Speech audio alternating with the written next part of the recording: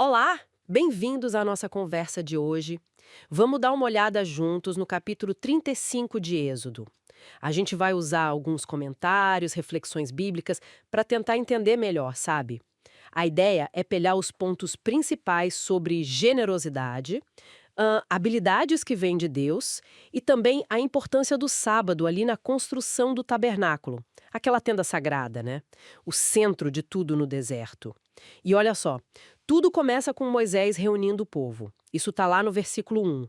Mas o curioso é que, antes de pedir qualquer coisa, material, doação, a primeira instrução é sobre o sábado. O texto fala: 6 dias vocês trabalharão, mas o sétimo dia será santo, um sábado de descanso solene dedicado ao Senhor. É o versículo 2. E tem até uma regra específica, né? Não acendam fogo em nenhuma das suas casas no dia de sábado. Versículo 3. Por que será essa ênfase toda no sábado, assim, logo de cara? Olha, isso é muito significativo mesmo. É. As fontes que a gente consulta mostram que não era a primeira vez, sabe?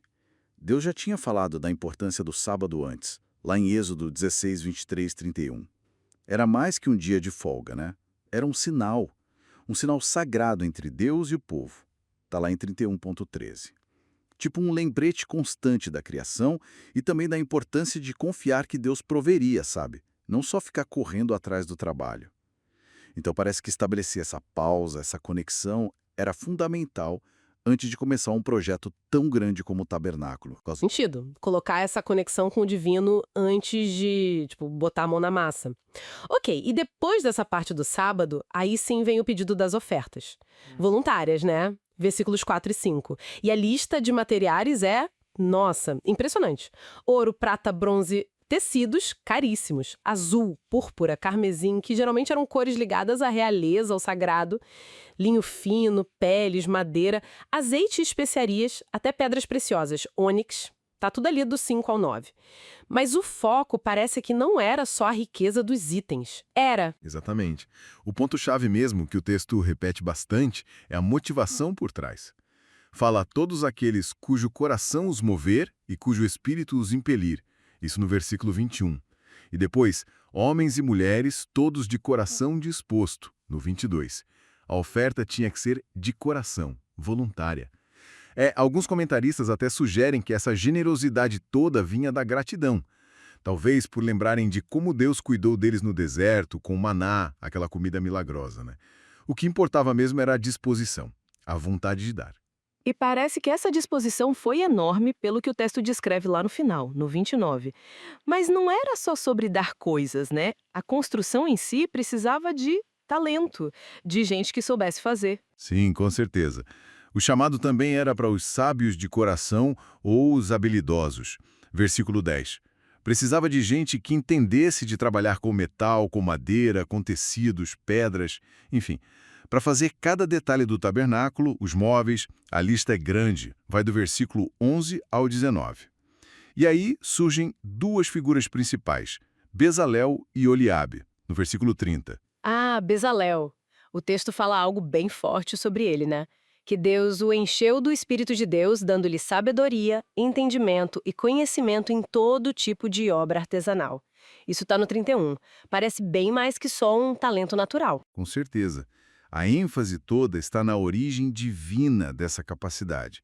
Não era só aptidão, sabe? Era uma capacitação dada por Deus. E dada para aquela tarefa específica. E tem um detalhe aqui que eu acho fascinante, que as fontes destacam muito.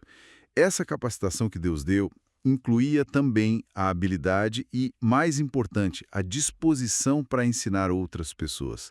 Está lá no versículo 34. Uau! Então não era para ele guardar o segredo, tipo, ser o único artesão top. Pelo contrário, a ideia era multiplicar. Sugere um modelo de compartilhar o conhecimento, que essa sabedoria vinda de Deus circulasse, capacitasse mais gente ali na comunidade. É um princípio muito forte, né? Os dons são dados não só para a gente usar, mas para compartilhar, para edificar todo mundo junto. Muito interessante esse modelo, quase um conhecimento de código aberto divino, né? Então, se a gente for resumir o que Êxodo 35 nos mostra, olhando por essas fontes, a gente tem, primeiro, o sábado como base, para lembrar do descanso, da confiança em Deus. Depois, a generosidade que brota do coração, sem ser forçada.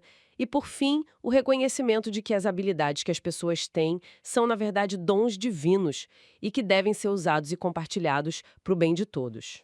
Exato. E essa insistência toda no sábado, como os comentários reforçam bem, ela conectava o povo com a história da criação.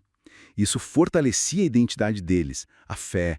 Era um momento sagrado, essencial mesmo, antes de começar um trabalho coletivo tão grande. A gente vê como cada peça se encaixa. O descanso, a doação material, a habilidade técnica, tudo nesse grande projeto comunitário e espiritual. Fica uma reflexão final, né? Pensando nessa história do Bezalel e do Aholiabe, que não só faziam, mas ensinavam, como seria se hoje nos nossos projetos, sei lá, na comunidade, no trabalho, até nas nossas famílias, se a gente reconhecesse mais as habilidades diferentes que cada um tem como dons? Dons que não são só para usar, mas para ativamente compartilhar e ensinar uns aos outros. Talvez a gente construísse coisas ainda mais fortes, mais duradouras juntos, né? É, algo para a gente pensar.